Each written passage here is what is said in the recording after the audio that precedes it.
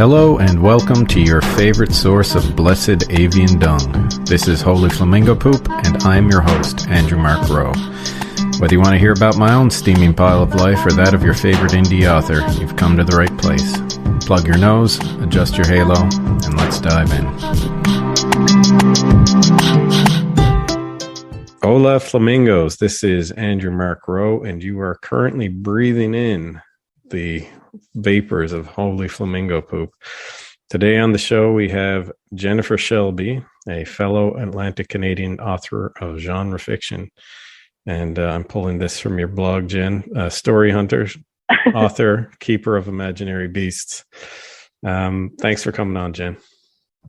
Thanks for having me. And I'm so glad to finally meet you, even if it is over the phone. We've been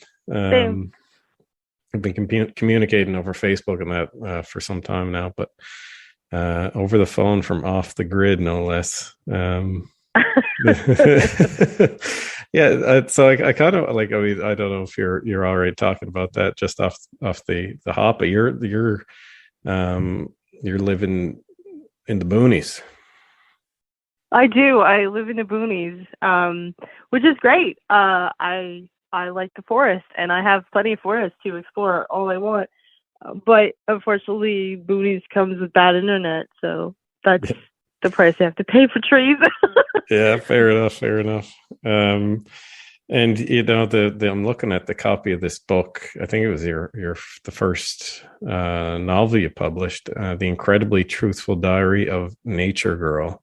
So, and I've also looked at your blog. There's constantly photos of moss and trees and stuff like that. Yeah, I guess that's where my inspiration comes from, I guess. Yeah, fair enough. So whereabouts are you from? I was born in Halifax, Nova Scotia. The same hospital everyone else from Nova Scotia was born in, Grace Maturity. And I was raised in Moncton, New Brunswick. My mom's from Fredericton and my dad's from Great Village, so they chose Moncton because it was sort of in the middle of both of their families. So I grew up there, and I'm about an hour from there now. So I did go further for a while. I went to school out west, and now I'm back. Yeah, fair enough. You can't beat home. Cannot beat home. And so, how did you get started writing? Like, how did that come about for you? Well, I always writing when I was a kid, and that was just entertainment and kind of exploring how I felt about things, and that was always a big part of my life. And then I started kind of taking it more seriously about 10 years ago, I think, is when I wrote the Nature Girl book. And I sort of like the first time I took like a big chunk of time to sit down and really try and write something. And that was bigger than a story or something that never really left my head. and then I think maybe 5 years ago, I started trying to publish short stories, and I'm still at that. I still write short stories and books and sometimes weird poems. Yeah. Okay, cool. So the Nature Girl, you self-published that, right? And I did, yeah. And I didn't know what I was doing, but I still love that book. I'm looking forward. I've got a 4-year-old daughter, and you sent me a copy of it, which was really touching, actually. And told me or suggested that I read this with her when she gets a little bit older, and I'm definitely looking forward to it. It's I'm just going to read the blurb on the back. Nature Girl is on a mission to fill her diary with the magic and wonder of nature. The forest holds endless adventures for this imaginative middle grader as she rescues wildlife, befriends the king of the forest, attends a fairy ball, discovers local legends, and finds her place in the world. I mean, that sounds awesome. Right? And it's clear that there's like a mythological or folk tale, fairy tale type of element to that. Is that like a common part of your writing, like the like Yeah, mythological type of stuff. I think so. Yeah, it's even my life. I mean, when you live in the woods, you can add the mythology, as you know what I mean. A little bit easier than in some places maybe, but it kind of comes second nature to the way I think about things.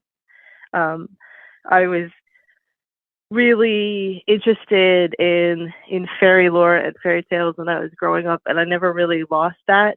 So when I was a kid out in the woods, that seemed like the best place to live out those stories. So it was, and like the forest is a place that is sort of, I've always seen it as something that's kind of out of time, and it's out of place. You could be anywhere at any time, and when if you're always surrounded by nature, so it seems like anything can happen there, and so that sort of mythological aspect is something that I've sort of always carried with me because of that. That's a really cool point. I mean, I haven't really thought about it that way, but you're absolutely right. I mean, if you're away from civilization and you're just there, it's the exact same, well, arguably the exact same experience that someone's having, 100,000, 2,000 years ago. Yeah, and I mean, like ecosystems change and landscapes change, but there's still something that feels very universal to me. I guess maybe not universal, Well, but it's global. yeah. Well, it's funny you say that because I used to go out in the woods with my family when I was a kid, and like Yeah. spent a fair bit of time camping and going on like hikes and all that stuff, which I still do. Like every summer, I get out. Just booked actually the parks, provincial parks in the province just opened up bookings yesterday, and I got a couple Nice. booked. Yeah, so super pumped for that. But the one of the things that struck me because I traveled to Peru back 7 years ago, and I was in the rainforest, and we got off the boat, we entered the rainforest, and the vegetation was like obviously quite different, but the feeling was just Yeah. like I was gobsmacked at how like familiar it felt and how much it felt like being in the forest in the northern hemisphere. It was really bizarre. Yeah. Well, that's cool. I've been to the rainforest in Costa Rica, and I think for me, I was profoundly struck by the smell was different, which threw Hmm. me off, but I got used to it near the end, and I felt as at home. But the smell threw me quite a bit because Costa Rica, there's a lot of wild cilantro. So, Yeah. Oh yeah. and like if you, it's a very fragrant herb. So if it's around you and it's been stepped on you, it's very strong. And yeah, that's I can smell it everywhere as opposed to like at home. It's more of like a mushroomy fungal smell, I guess. Yeah. Yeah. Yeah, no, that's funny. It must smell like a jar of salsa or something. Yeah, I guess. um, and so you started with Nature Girl. You moved into short stories, and you've done a fair like you've gone to several different genres. I've read your Plague of the Dreamless and wrote a review, which was great, which is part of the Slipstreamers engine series. But I also picked up what was it? I picked up this you posted on your blog 99 Tiny Terrors, and it was To Shane on the second Oh, anniversary of his death, yeah. which is like a horror story, and so yeah, Yeah. which is awesome. Like so I love seeing authors doing different kinds of stuff.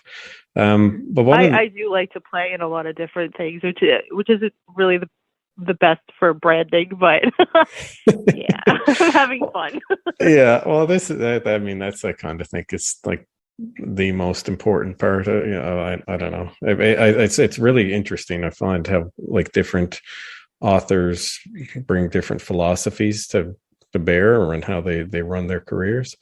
Because Absolutely. because I know that some people are I'm not going to say more motivated by the marketing aspect, but that certainly plays into a lot more of the decision making.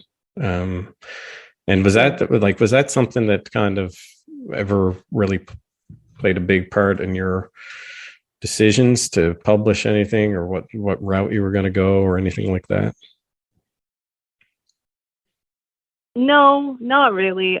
It was sometimes there's a story and I just want to tell the story, and I like surprising myself, and I like exploring different methods and ideas, and short stories is really awesome for that because there's a shorter time frame with a story, right? So you can hop around and do weird things and have fun and experiment. And I think that at some point I would like to be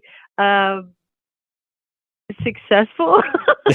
So yeah, I know what so you I mean. suppose I will. I mean, like, I'm working on a cozy fantasy right now, which is sort of new to me, but is also something that feels like what I was writing before I was told it was wrong, if that makes sense, because I was not writing things with a lot of tension and with a lot of heavy plotting, and I actually love plotting, so I probably won't get rid of that. But it kind of feels like this feels right, so I'm just gonna follow that, and we'll see where that goes. But I don't want to like say I'm never gonna write anything else again, because again, with the short stories, it's still fun to play. So, but yeah, I would like to sort of find my niche and just see what I can do with that. But it's sort of like settling down, right? Like you can't do that until you're ready.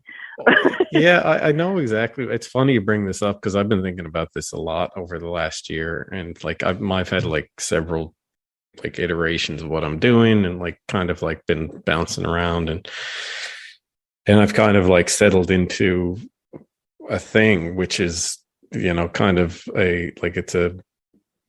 it's like I don't know, like a picaresque type of thing where the plot isn't like super important. In fact, like there's like usually a lot of jokes about like plot and stuff because there's usually comedies and that kind of stuff. But but it was like finding that, like, because I remember when I started, I wrote these books, the Yoga of Strength and the Yoga of Pain, the Yoga Connection. They were all like kind of like a little bit self-serious, which was a little bit like it kind of like it was good because I was kind of like getting my legs under me and figuring stuff out. But it's kind of like now I'm like, I don't think I would write that kind of thing, and I'm getting like different kinds of responses from people, and the sheer enjoyment is just kind of like more with that, which is, it's I don't know, like, kind of, we're talking about mythology, it kind of like reminds me a little bit of what Joseph Campbell was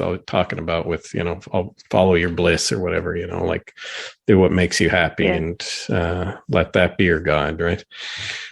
Which sounds like you're doing too, which I'm glad to hear. Yeah, and I still want to keep playing. So, but I don't mind doing that with short stories, because I think there's short stories aren't the same as books. Like, even if like there's a lot of writers that I love their short stories, and I find their books are quite different. And I think that sort of seems to be a pattern. So I don't think I have to give up the play, but I think that if I'm going to sit down and work very hard on something, then I want it to be something that I'm enjoying more so than something, because that's going to become to feel like a slog, like I don't want to dread my work.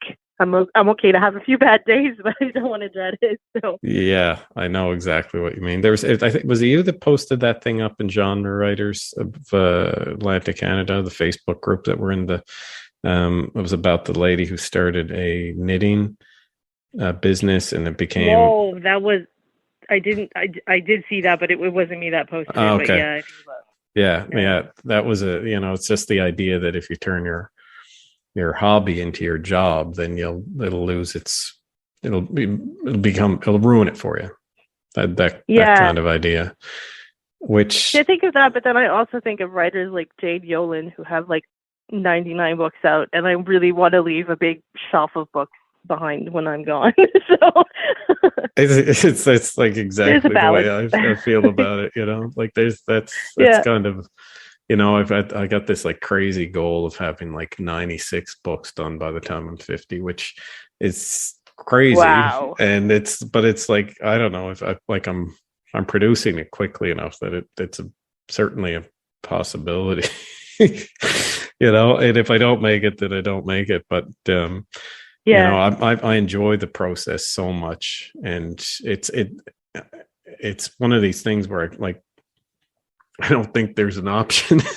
It's interesting. I was going to ask you about. I got something that's kind of a little bit out of left field here for you, but there's this. I try to keep things a little bit light here. In terms of funny books, what's the funniest book you've ever read, and why is that?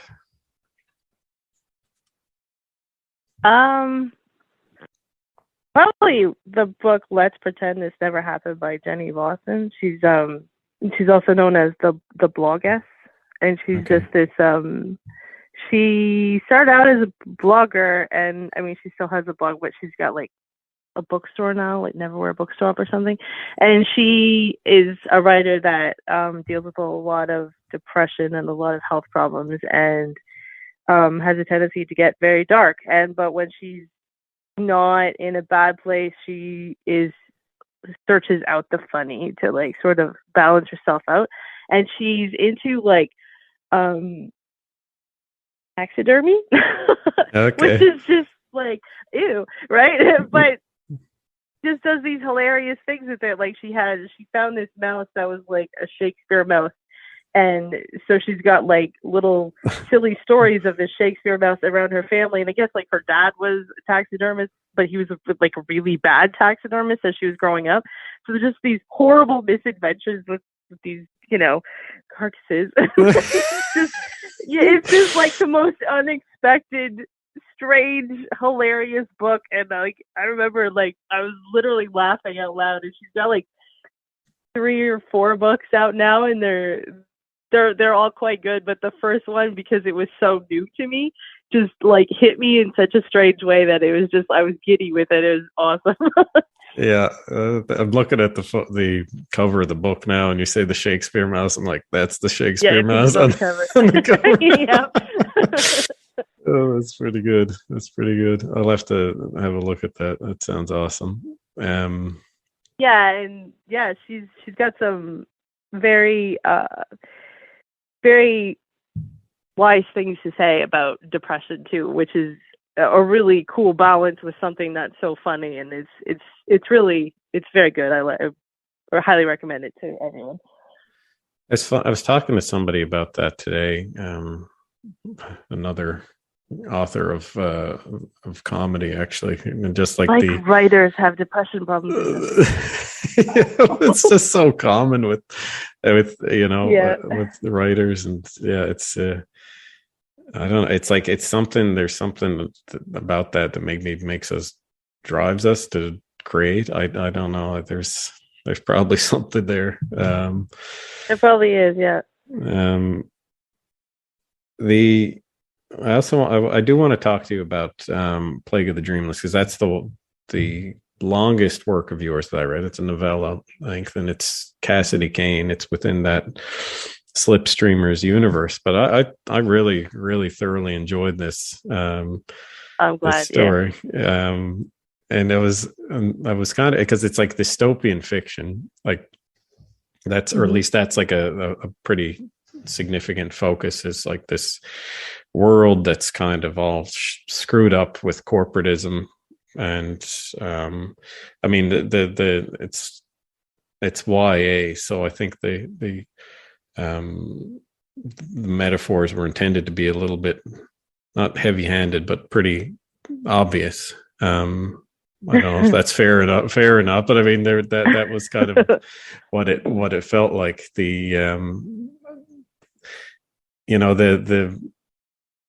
There was what was the guy's name? Like it was so much like Bezos. Bazanson. and that was too subtle. yeah. And I guess I'm kind of I'm wondering where your inspiration for that came through. I mean, that's still a massive disservice to the story, because there's way more to it than just that. There's like all Yeah. these interesting sci-fi elements. And I mean, you put so much into the story, and I really enjoyed it. Yeah. Where did you get the inspiration for that story? I think I originally set out to write a dystopian. It was originally going to be a short story for Dystopia from the Rock, which Engine Books put out. And when I started sketching out the plot, it was obviously not going to be a short story.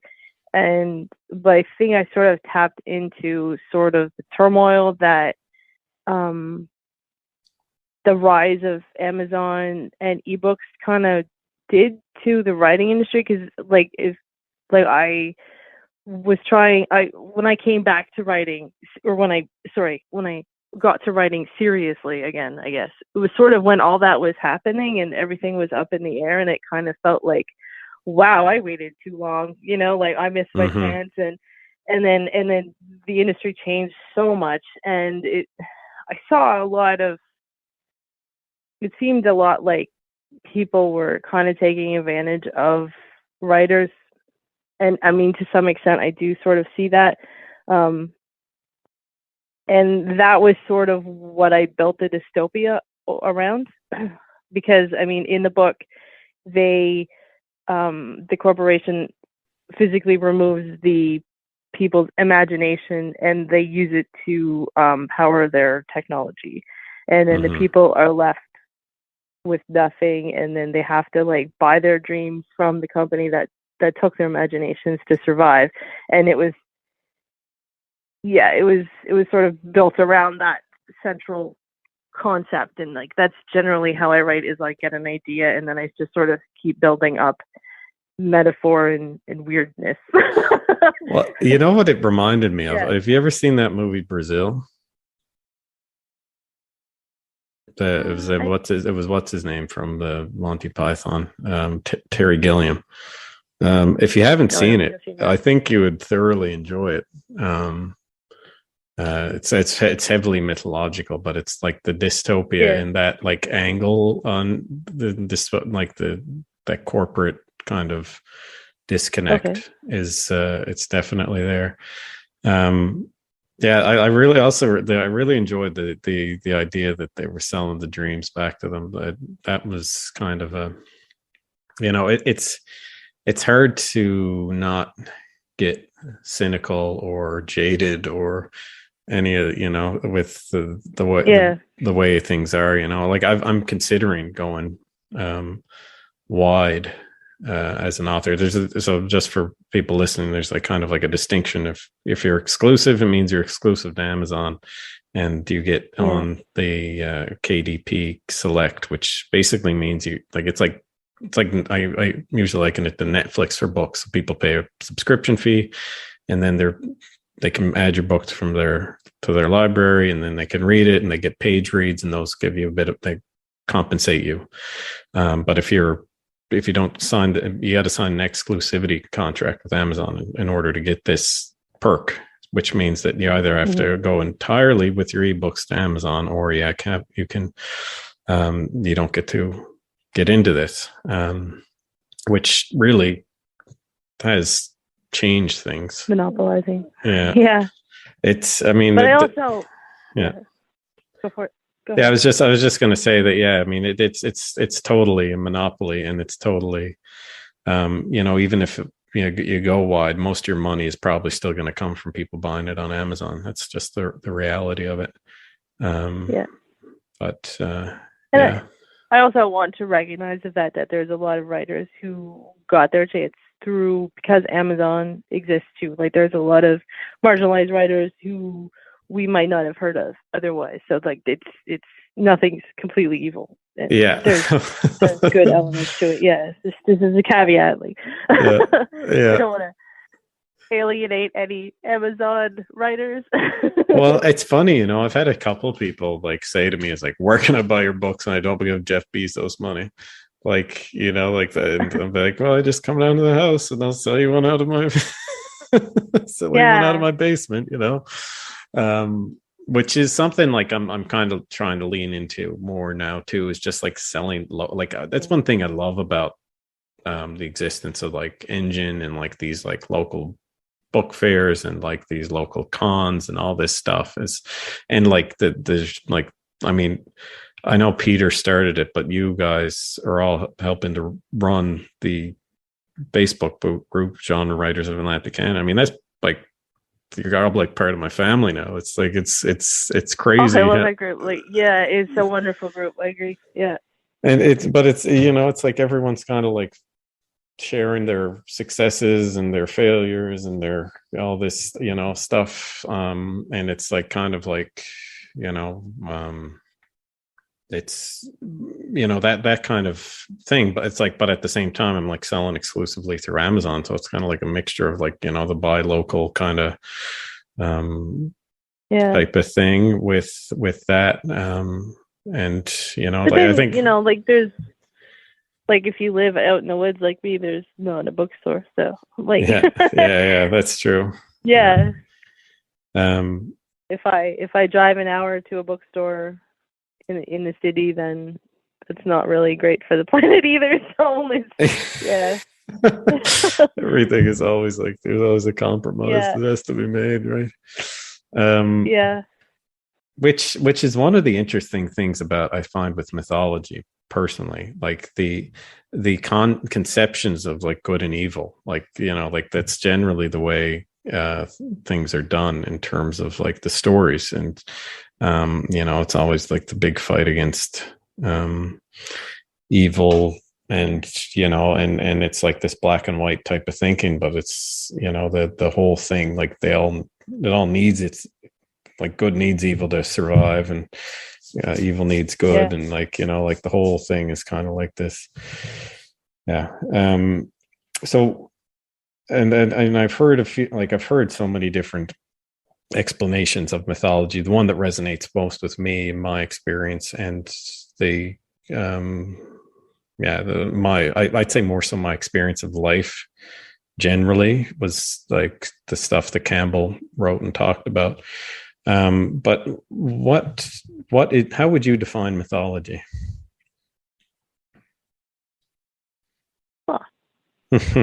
I'm gonna stump you. I think it is. No, I think it's the way that we try to interpret the world, I guess. Mm-hmm. Not sure if that's what you're looking for, but that's tends to be how I view it. Yeah, I grew up in. Yeah. I mean, everyone has their own personal, and I think that's like a very true statement, Yeah. And we're trying to like, we try to put rationality, or like, we try to like say, well, the world's a rational place, and we like try to convince ourselves of that.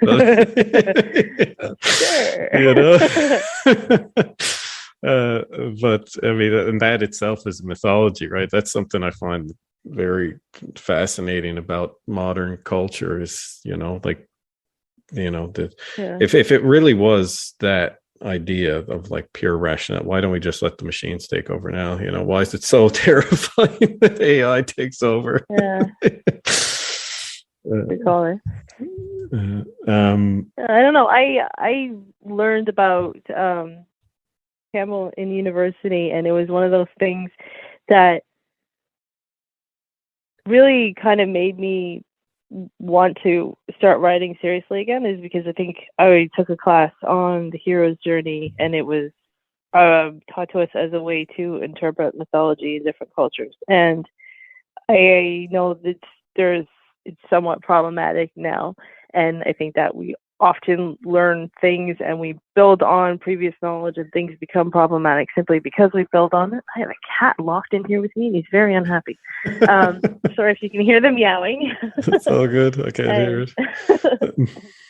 But I was when I first learned the hero's journey, and like my professor had like the weird projector things they had there with the big lights, and they put the hero's journey up there on the wall, and it's just like my adrenaline kind of shot up, and I was totally thrilled to learn that. And so I tend to back away from universalities things, but that I think there's a lot to it, and I think a lot of us need to different ways to interpret things to sort of come into our own, because what works for you at one point in your life might shift into something else at another. And and right now I've been reading about the heroine's journey. There was Gail Carriger wrote a book based on that, and that one's like a craft book from writers. And now that I've done that, I'm trying to read The Heroine with 1,001 Faces by Maria Tatar, which kind of goes deeper into it, and it's not on a writing bend. It's more like she's a folklorist, so it's more getting deeper into the stories and seeing how women in these stories, which Campbell sort of didn't pay much attention to, but the fact that they actually had trajectories as well. And it's fascinating to me, especially as a woman, but also to see like the ways that you can use that in fiction. And I mean, obviously the Heroine with 1,001 Faces is more meant to be like a life mythology focus sort of thing, but I tend to look at everything through writing, so Yeah, no, I hear you.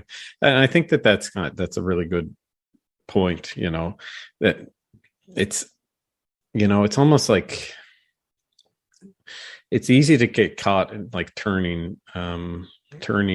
get rigid with our ideas about the world, and then that's kind of like when things become like dogmatic and like, I think personally, I think that's the birth of religions, but that's kind of like these, probably.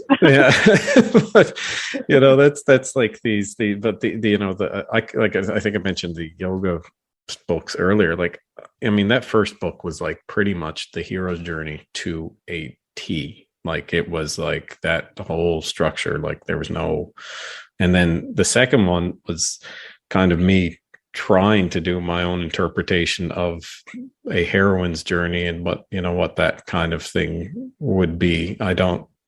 Some people, I thought like I really, I knew when I was writing, I was like, I don't really know this, but this is kind of like just my own interpretation. And then the third book was kind of like about this, these two forces, or these two, like, this masculine feminine type of thing coming together and like kind of like a wholeness type of thing. But that whole thing, like, like I kind of like, it's almost like like kind of like exercising demons or something when you write, like, or at least that's my experience. Yeah, absolutely.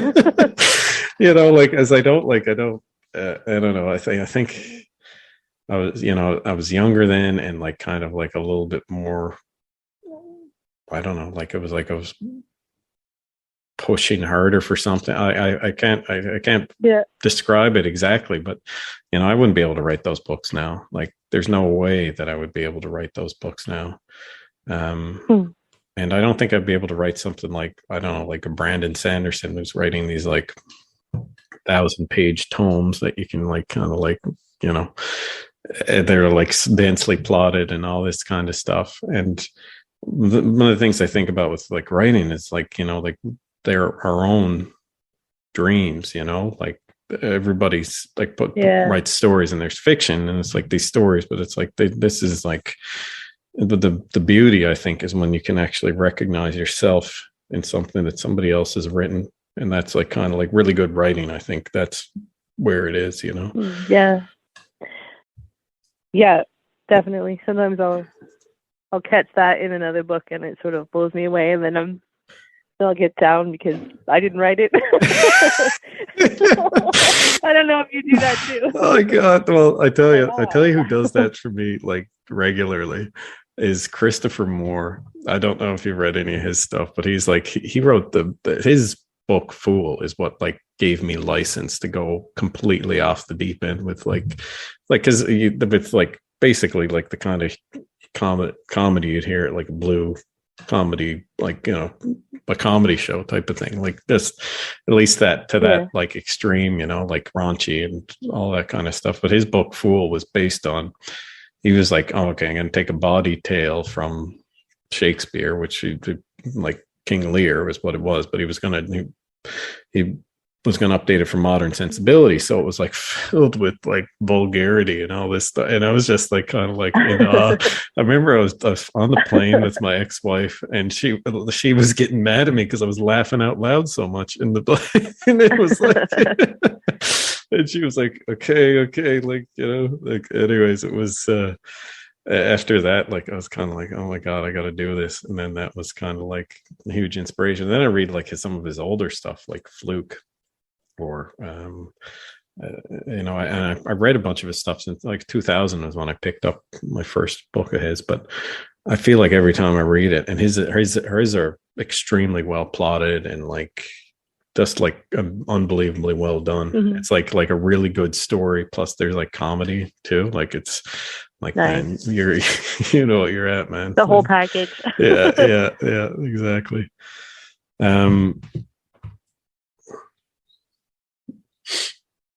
So 10-year-old you dreams about becoming a writer. What advice do you give her? Oh, that's complicated. So I was, oh my God, this is so complicated. Wait, so I was raised in sort of like a fundamentalist cult, okay? And then I needed to escape, and I didn't know how to escape. So I wrote letters and diary entries, basically basically word for word of all the stuff that you were not allowed to do and all the stuff that would get you kicked out, because I was raised in this cult and I just needed to get out, and needed to get out in a way that I couldn't feel bad and come back, because I just knew it would happen, right? Too soft-hearted. If someone cried, I would give in. So I wrote stuff, and then it worked wonderfully. The whole world came crashing down, and I was excommunicated, and then I was out on my own, and it was kind of a violent upheaval, let's say.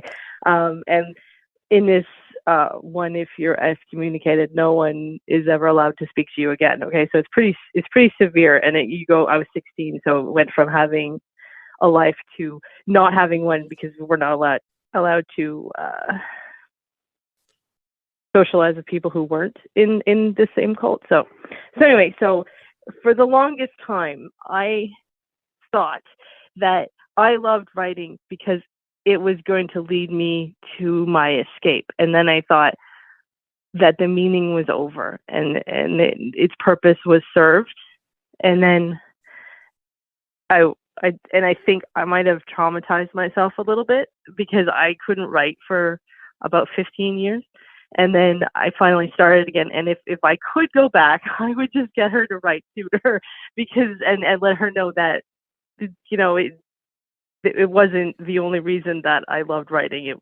I loved writing because writing gives me something, and I wish that I hadn't been afraid to write for those years. That would be my message to myself. Wow, wow. That is not what you expected. No. I'm so sorry. Oh, that's very, like, yeah. I mean, I didn't expect it, but it's, I was raised by atheists. Like, it's kind of like that kind of upbringing. Yeah. It's like completely it's like I have no like, I've never had any kind of experience with that kind of thing personally. Yeah. But it's always fascinated me. Like, listen to a few podcasts with Leah Remini talking about getting out of Scientology. Did you find that like is a influence on your writing even these days, or is it kind of, have you moved on to a large extent from that, or is, I suppose things are part of us forever, but my knee-jerk reaction is to say no, but I wrote about it for the first time at the beginning of the pandemic, and that story means a lot to me. So it was a short story because it was the first time I ever talked about it. Because even though I had escaped, there was still like this reflex not to disrespect that isn't really fair to myself now. But I was listening to a lecture that was between a few writers, and Catherine M. Valente, she wrote the fairy tale series and just tons of books. She's a wonderful writer, and she was actually raised by Scientologists, and someone commented that her experience seemed to make her more apt to magical thinking than, say, someone who was raised in a completely non-religious environment. And that kind of clicked something in my head a little bit, because I wonder if I would so easily shift into sort of, I mean, you call it mythological thinking, I would probably call it magical thinking, right? If I hadn't been raised in that way. And there's no way to answer that question, but it made me wonder if that's one of the long-term effects. And if it is, then that's not really negative, because that gives me a lot as opposed to takes. So yeah, no, I agree 100%. I mean, personally, I was like waving around, like if I was a cultist, it was like when the atheist called. I remember I had like the God Delusion by Richard Dawkins, and I was like, like going around with it and like talking about how stupid religion was and all this stuff. And then I kind of like hit this like rock bottom, like terrible depression in my early 20s, and in my 20s period. And then I eventually got through a series of events, I eventually got onto a plane to fly down to Peru to drink ayahuasca and ceremony. If you want to talk about magic, that's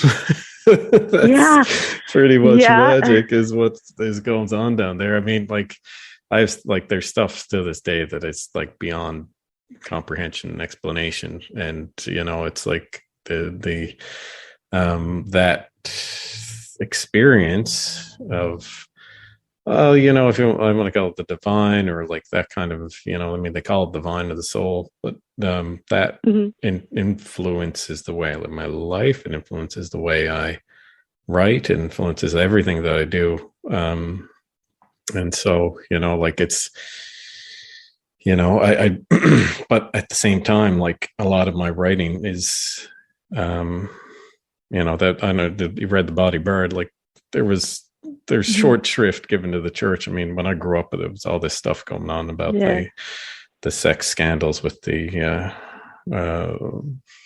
priests around here, that there was like definitely a fair bit of disdain that I grew up with, about that kind of stuff. But it's interesting. That short story, has that been published? Yeah, that is called The Voiceless of Shalat, and it's in Lunastasia Quarterly, which is free to read online. Okay, I'm probably going to read that as soon as we're done with this. Yeah. I took the poem, The Lady of Shalat, and I rewrote it as my story. So it's heavily fictionalized and mythologized, but yeah, it felt right. Because like she was put in the tower, right? Yeah, I remember that story when I was a kid.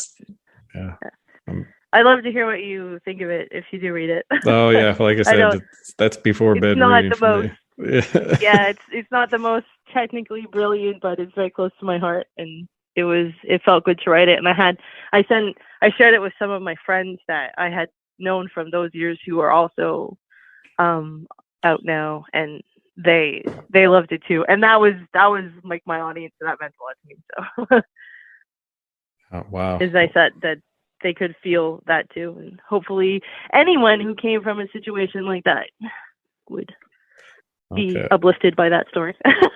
Yeah, like I said, I'm like, as soon as we're done, or before bed, I'm going to read that. It's I just want to quickly touch on Shane on the second anniversary of his death. which which it's not, it's like it's microfiction. It's like, what do you call those things, drabbles? I don't know, I'm not totally That was up on flash fiction. Yeah, flash that was, fiction. Yeah. yeah. I think Drabble's like just 100 words. I've never achieved that. Okay. It's good. I mean, it's an interesting discussion of the way that we live our lives on the internet, and all the stuff that's kind of left behind. And it's from the point of view of the account of a dead person and the people who are like posting on his wall, or that's like kind of like, I don't think it's specifically Facebook, but that's kind of like the feel I got from it. Yeah, I think that was what I intended. Yeah. That's it, and it was it's like a horrifying story. It was well done. I gotta say, it was really good. Thank you. But what horror, like, just horror is one of my favorite genres, without a doubt. Like, personally, is it? Okay. Personally, I think the best short fiction I have ever read is Clive Barker's Books of Blood. And like, I look at that as kind of like one of the, like, I don't know, he's pretty well regarded, but yeah, like, I'm just like, that's like, if you want to see like the top of that type of writing, I would say Books of Blood by Clive Barker. But what do you think makes a good horror story? What elements does a good story or element, or is there anything that you can think of that makes a good horror story?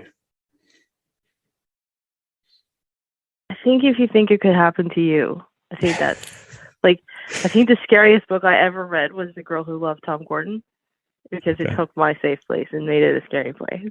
And even at the end of the book, you don't know what the monster was that Stephen King had following her around. So I think if it's something that for me, reading horror, if it's something that I think can happen to me, then yeah, that's pretty scary. But at the same time, like, aliens is terrifying, and that probably isn't going to happen to me. So that's part of what, like, I love about zombie fiction. I mean, it's like, there's like a million reasons why people would turn into like faceless, cannibalistic monsters that like just come after you. But that's kind of like, and it's like, it mixes post-apocalyptic, like, like it's easily post-apocalyptic stories, right? And most of them are. Some of them aren't, but most of them are. I think that's kind of it. I don't know how many times I've thought about what I do in a zombie apocalypse, but it's more than once, to put it that way. Yeah, you know what? I wear corrective lenses. Like, I wear contacts generally, and before I wore contacts, before I got my first contacts, I was always concerned that, as the geeky kid with glasses, not the geekiness, but the fact that in the event of a zombie apocalypse and my glasses got broken, I would be hooped, and that's not okay. I needed to get contacts, and this philosophy stayed with me till today. Like, I'm still like, do I have enough contacts for the zombie apocalypse? And it doesn't make any sense, but it's lodged in my brain there. Oh, that's amazing. I never even thought about it. I got the laser treatment done like 8 years ago, which was like kind of like, you go. That was like that done. Well, I remember, like, that was one of those things where I was like, I hated wearing glasses growing up, and as soon as I had enough, like more than a little, like, money to rub together as an adult, it was like one of those first things I was going to do. I was always terrified of those lasers. So that was a terrifying surgery. Like, it seriously was terrible. Like, I was just like, I was reading all this stuff about people where the thing had gone wrong, and like, it was like, every, like, and I was like, this is elective surgery. If you do it to yourself, you did it to yourself. Do it for the zombies. Do it for the zombies. Oh God. So I just want to touch on genre writers again. Like I said, you're the part of the glue of the whole system. You're moderator. You do your work in progress Wednesdays. I appreciate you saying that, but it's all Peter. We just sort of point out problems, and then Peter tells us what to do. yeah, fair enough. But, well, he's I had him on the podcast there last month. Yeah, last month. Yeah. I'll never forget the tentacle erotica moment. God, that was so funny when he told me about that. Writing erotica. God. But it's something about the writing thing that it's a very, like, at least my experience with writers is like everybody's so supporting each other. All writers, like it gets very little, like it doesn't feel like a competition. Like sometimes it can, like, it's usually places that I don't frequent that, like, people bitch about how, like, nobody likes their writing or anything like that. Like, I've only heard about that in passing from other writers. But what's your take on, like, the cooperation versus competition in art?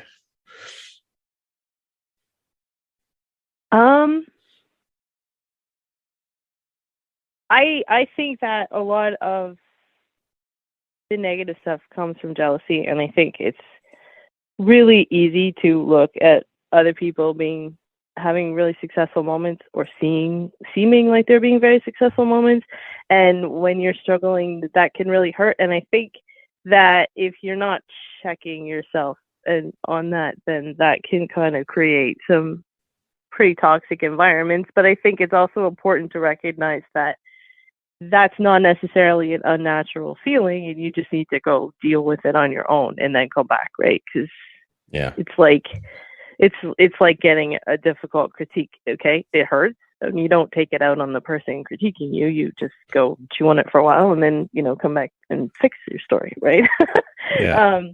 And I think that, like, Peter's philosophy in genre writers of Atlantic Canada is that like a rising tide. I think he always says, what is it? He always says, a rising tide floats all boats, or something. And that we're stronger together. And that's sort of like something he's repeated often since I've known him. And I think that's what makes that group so special and such a positive place, is because that is sort of the guiding philosophy. And there is some negative stuff that kind of goes through on the admin side that we just tidy it up, and we don't let it stay, because we don't want the group to change, right? And so, like, sometimes we'll remove stuff and sort of message the person and let them know that that kind of an attitude isn't appropriate. But then we also keep talking with them to make sure they're okay, right? But and I think that this is the first place I've encountered that, I think. But I wasn't really in the writing community beforehand. So, growing up, my mom was really into crafts. So she sort of had a creative career there, but she never really spoke negatively of other people. She would always support them, and they would, like, trade stuff. Like, if she made a rabbit and they made a bowl, then she would trade a rabbit for a bowl and stuff like that. So, and that's, I like seeing that, and it's better to see that than to see, like, the groups where things do go down and go very strange, because it is easy to get jealous when you're having, just the worst year of your life, and someone else is just having the best, and it's hard not to think that reflects on you when it doesn't. You're just at different parts of your journeys, right? Yeah, 100%. I mean, that's, like, I sometimes forget about how, well, like, I think about my struggles now, and I think about how much I would have given to be here, like, 4 years ago, or not 4 years, but before I, like, started seriously writing. And I was just, like, banging my head off the wall for, like, it was a good 5 years of, like, writing constantly and not getting anywhere in terms of feeling like I was actually, like, and this kind of gets into, like, the more mystical element to my own creative process, I would say, like, because there's definitely some stuff with that. I mean, like I found that Paulo Coelho's The Pilgrimage and The Alchemist, they had played a huge role in me getting to the point where I was able to write or make something that I thought was actually worthwhile. And, you know, and something you said about like you get like a bad critique and like you go and fix it or something like that. I mean, that's like a really like interesting part of the process for me. I remember my first book, The Yoga Strength, I got a 2-star review where the guy just tore the strip off it. This was my second review. The first review was like 5 stars. Like this guy like said it was amazing, awesome, loved it, and wrote like a long review. And then this other guy came in and he said it was the biggest piece of shit ever, essentially. And like it was so bad that he actually said I should be giving it 1 star, and he'd given it 2. I was like laughing. I was like, that is like such a dick thing to say. I can't even believe you just said that. Yeah. But you know, and like that like really threw me for a loop.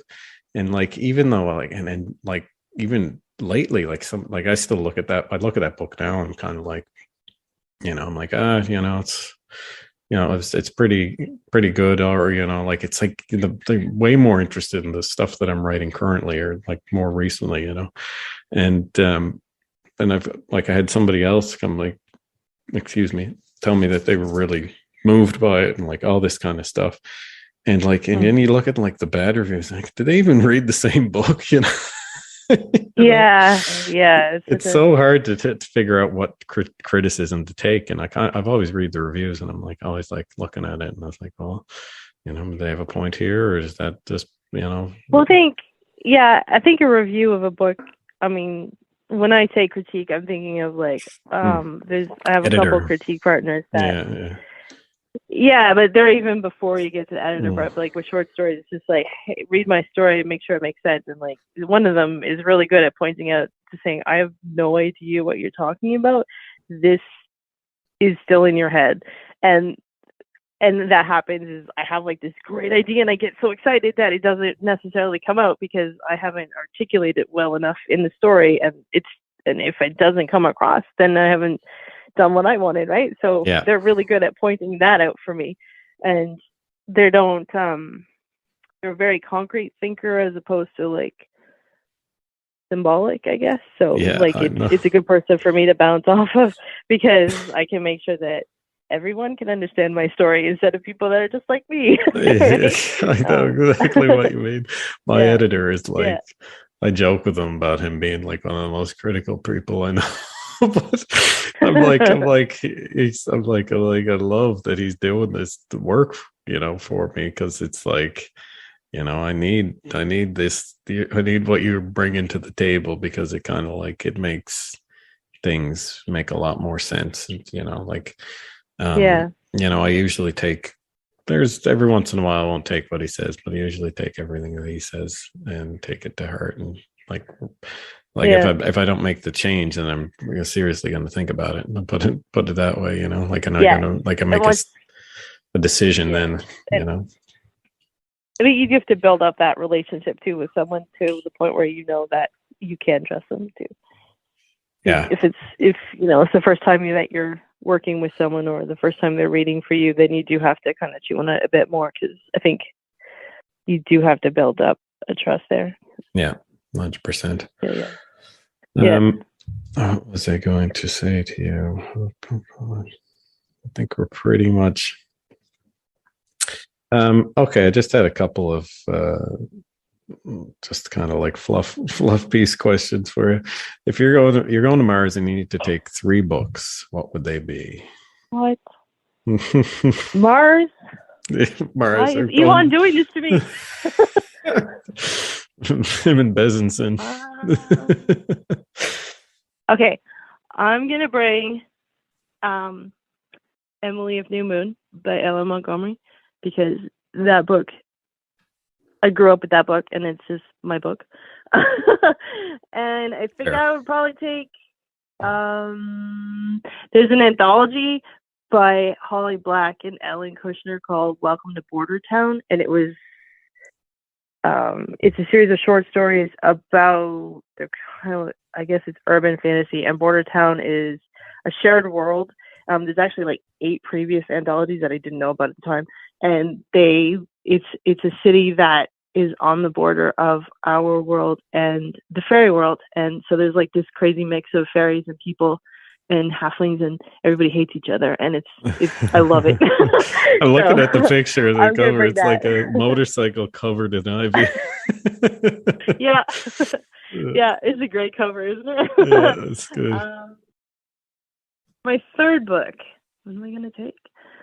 I think I'm going to take this random chat book. It's The Field Guide to the Haunted Forest by Jared K. Anderson. He's actually on social media as the crypto naturalist, and he is a poet, and he writes these like little paragraphs that just send sparks through my brain and make me see things in a new way, and I absolutely love them. And if you're just like on Twitter or Facebook, you could just look up the Crypto Naturalist, and you'd probably find some of his stuff. And I notice it gets memed a lot now, which is awesome, but people don't know he has a book, and like, let's keep this guy writing. Please support him if you like his stuff. It's The Field Guide to the Haunted Forest, and it's just this tiny little green chat book, and it's beautiful. I'm looking at it right now. It looks like an old field guide type book. It's got the dandelions, or I think it's dandelions. If you open it, and then it's just like amazing. Yeah. Cool. Well, yeah. Jen, this has been awesome. I'm so happy that we finally got to get together and chat. I'm glad you're feeling better. Yeah, me too. I'm like, COVID sucks, people. I don't know if you've heard. Can you taste things? It's actually coming back. Thankfully, I had some butter chicken with Iris earlier, and I was like, my smelling needs spices. Oh, nice. Yeah. Well, I hope you stay on the mend. Thank you. I really appreciate it. And thanks for checking in on me. You know, when I don't like post or stuff like that, I find that's it's really cool. Thank you. You're welcome. Where can people find you on the web? On the web. I have a website / bloggy thing, and that's just my name, JenniferShelby.blog. I'm on Facebook, somewhat reluctantly, unless I'm in one of my groups, as Jennifer Shelby. I'm on Twitter. It's at Jennifer D. Shelby. My middle initials in there. And those are the places where I can be found on the interwebs. All right. And I need to have a newsletter. I'm going to get around to it someday. It's one of these things where, like, I don't know, I take a massive amount of joy in writing mine now. Oh, good. I think I just need to find where my joy is going to come from. Yeah, everyone's got to figure. Like, it took me a while to figure mine out, because I was writing, like, at one point it was like my therapist, and yeah, it was like, especially during COVID, I was a mess, and I was sharing a lot of stuff with my newsletter, and probably alienated some people. But some people were like, "Oh my God, that's so great! Like, thank you for sharing this." You know, there's but probably someone who was going through the same stuff, right? Yeah, 100%. Okay, well, again, huge pleasure, and I don't. Same. Thanks for having me. Yeah, thanks again, and we'll be in touch, and maybe we'll do this again sometime. Absolutely. All right. Hey. Thanks, Jen. Take care. You too. Yeah. Bye. Thank you for listening to Holy Flamingo Poop. Hopefully you got a divine pants load out of that one. You can find me at Andrew Mark Rowe. That's Andrew, MarkRowe.com. And if you go on my website, you can join my mailing list and get a copy of The Body Bird, a gutter sonata, which I call my flagship perverted philosophical picaresque. Thanks, and catch you next time.